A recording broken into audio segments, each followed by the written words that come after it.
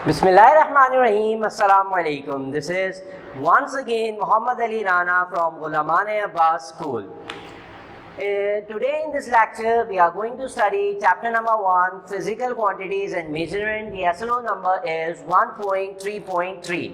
It states that explain the significance of international system. अभी फ़िलहाल हम जो है वो क्लास 9 के चैप्टर नंबर 1 में हैं और फर्दर चैप्टर्स के अंदर भी हम SI यूनिट्स और उसकी इम्पोर्टेंस जो है वो देखते जाएंगे, बट यहाँ पर हम जो है वो उसका इंट्रोडक्शन देख लेते हैं कि what is meant by international system और SI यूनिट। फिजिकल क्वांटिटी जब हमने पढ़ा था कि all the measurable things are known as physical quantities, और फिजिकल क्वांटिटीज को रिप्रेजेंट करने के लिए हमने कहा था कि दो चीजें इंपॉर्टेंट होती है, वन इज इट्स मैग्नीट्यूड और numerical value and the other is it's SI unit. Without numerical value or magnitude or without its SI unit, the meaning of that physical quantity is useless. अगर हम उसके magnitude और unit में से किसी एक को रिमूव कर दें तो उस फिजिकल क्वांटिटी का कोई मीनिंग नहीं रह जाता। तो इससे भी जो है वो हम इस यूनिट की जो है वो इम्पोर्टेंस का अंदाज़ा लगा सकते हैं। इसके अलावा इंटरनेशनल सिस्टम या SI सिस्टम पे आने से पहले एक छोटी सी एग्जांपल ले लेते हैं। फॉर एग्जांपल हमारे पास एक ऑब्जेक्ट है। अब इस ऑब्जेक्ट का फॉर एग्जांपल एक पर्सन कहता है कि इसका जो मास है वो है 200 ग्राम, 200 ग्राम। सेकंड पर्सन है, उससे कहा जाता है कि बताएं इसका जो है वो मास कितना है, तो वो भी मेजर करता है और वो मेजर करके कहता है कि इसका जो मास है वो है 0.2 किलोग्राम। अगर थर्ड पर्सन से इन्हीं दोनों मेजरमेंट्स को एनालाइज करने को कहा जाए तो उसका रिजल्ट यही होगा कि ना तो फर्स्ट पर्सन गलत मेजर कर रहा है ना सेकंड पर्सन गलत मेजर कर रहा है, बट डिफरेंस दोनों में ये है कि इसकी न्यूमेरिकल वैल्यू इज 200, इसमें न्यूमेरिकल वैल्यू है 0.2। यहाँ पर जो यूनिट है वो ग्राम्स है और यहाँ जो यूनिट है वो किलोग्राम्स है। तो ना तो ये मेजरमेंट गलत है ना तो ये मेजरमेंट गलत है, दोनों मेजरमेंट्स बिल्कुल सही हैं। डिफरेंस क्या है कि फर्स्ट मेजरमेंट के अंदर जो फिजिकल क्वांटिटी थी उसको मेजर किया गया है in grams and second quantity में सेम ऑब्जेक्ट की सेम क्वांटिटी को मेजर किया गया है इन किलोग्राम। दोनों बातें बिल्कुल सही हैं बट यूनिट्स का डिफरेंस है।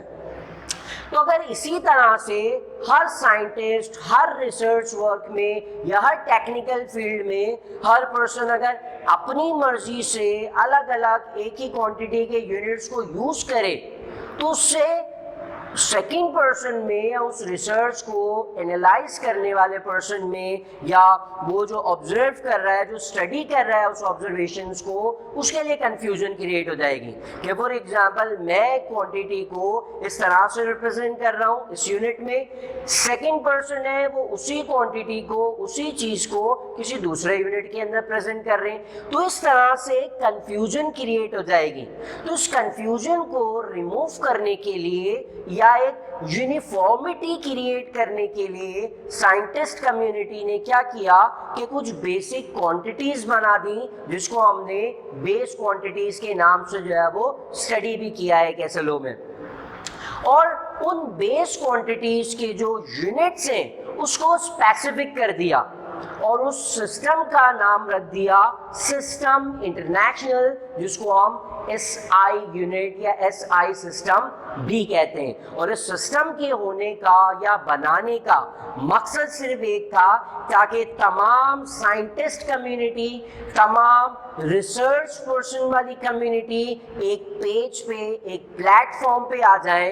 अगर मैं मास की बात कर रहा हूँ, कोई थर्ड पर्सन मास की बात कर रहा है या पूरी कम्युनिटी मास की बात कर रही है, तो वो तमाम के तमाम यूनिफॉर्मिटी के साथ एक पेज पे आ जाएं और वो सब के सब जो है वो मास को कॉल करें या मास को रिप्रेजेंट करें इन टर्म्स ऑफ किलोग्राम। इसी तरह ये एक एग्जांपल थी मास की, और अगर दूसरे यूनिट्स भी ले लें, फॉर एग्जांपल लेंथ को जो है वो हम सेंटीमीटर में मेजर कर सकते हैं, मीटर में मेजर कर सकते हैं, kilometre, millimetre, nanometre, micrometre and so on.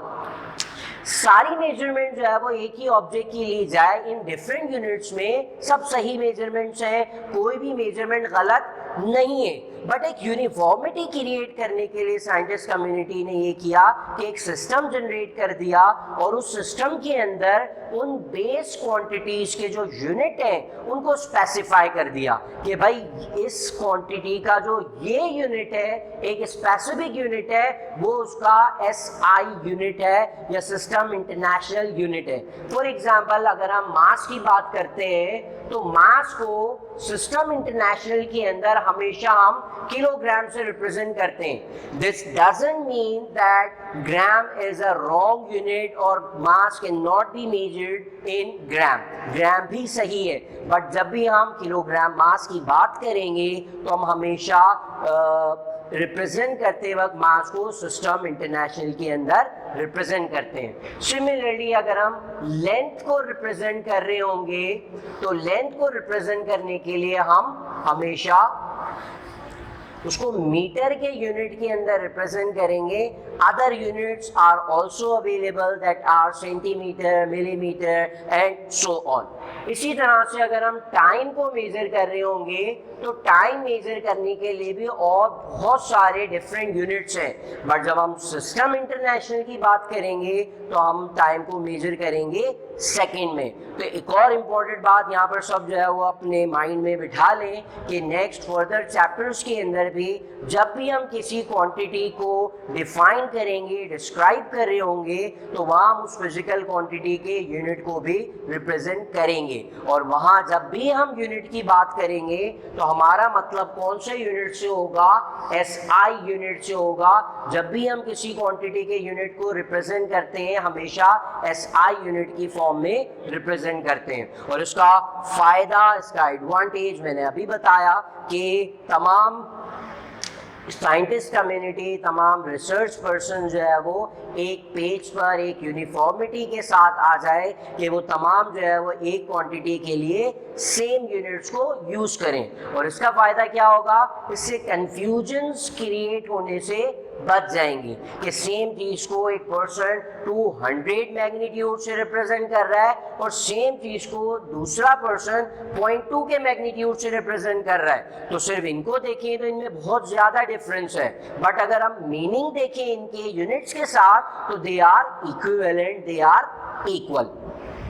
दूसरी बात ये कि ये जो सिस्टम है, सिस्टम इंटरनेशनल, इसमें हमारे पास टोटल 7 बेस क्वांटिटीज है, जिसके अंदर हमने यहाँ 3 मेंशन किए हैं, लेंथ, मास, टाइम, टेम्परेचर। टेम्परेचर को अगर हम ले लें तो टेम्परेचर को जो है वो सिस्टम इंटरनेशनल के अंदर केल्विन के अंदर मेजर किया जाता है, जबकि हम उसको अदर यूनिट्स लाइक फ़ारेनहाइट और डिग्री सेल्सियस इसमें भी मेजर कर सकते हैं। साथ साथ जो सिस्टम इंटरनेशनल के अंदर दूसरी क्वांटिटीज़ हैं वो हमारे पास इंटेंसिटी ऑफ लाइट है, जिसको हम SI यूनिट में कैंडेला से मेजर करते हैं। इसी तरह से अमाउंट ऑफ सब्सटेंस मौजूद है, इलेक्ट्रिक करंट मौजूद है, जिसको हम मोल और एम्पेयर्स के अंदर रिस्पेक्टिवली हम मेजर करते हैं। तो ये था हमारा सिस्टम इंटरनेशनल। साथ में एक एडिशनल चीज़ जो है वो हम नोट करते चलें कि इसी सिस्टम को हम, इंटरनेशनल सिस्टम को MKS सिस्टम भी कहते हैं, where M stands for metre, K stands for kilogram and S stands for second. MKS means SI system and MKS stands for metre, kilogram, second. तो ये वो सिस्टम है जो हम हमेशा साइंटिफिक वर्क में, साइंटिफिक रिसर्च में हम हमेशा यूज करते हैं। इसके अलावा अगर हम एक और पैरेलल सिस्टम को देख लें जो कि FPS सिस्टम है, और साथ साथ जो है एक और सिस्टम होता है GS, FPS system and CGS system.